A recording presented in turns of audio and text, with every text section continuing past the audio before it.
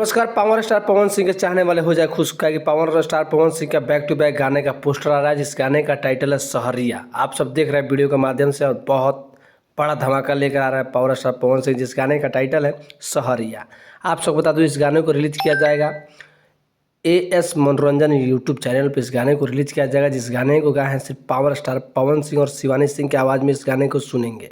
सहरिया जो गाना है, और आपको बता दूं जिस गाने को बहुत जल्द आप सबके बीच में रिलीज किया जाएगा, जिस गाने को लिखे हैं कुंदन प्रीत। बैक टू बैक गाने लिख रहे हैं, और आप सबको बता दूं कि सरगम आकाश का म्यूजिक है। तो बहुत शानदार और सफलता के बाद फिर एक शहरी गाने का power star Pawan Singh as मनोरंजन यूट्यूब चैनल पर इस गाने को रिलीज कर रहे हैं।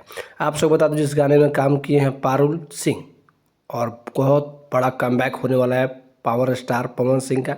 तो पावर स्टार पवन सिंह के चाहने वाले हो जाए खुश का कि बहुत बड़ा धमाका लेकर आ रहा है। गाने का टाइटल है सहरिया। तो इसी तरह का वीडियो देखने के लिए चैनल को सब्सक्राइब करिए, और आप सब देख रहे हैं भोजपुरी प्लेटफॉर्म यूट्यूब चैनल।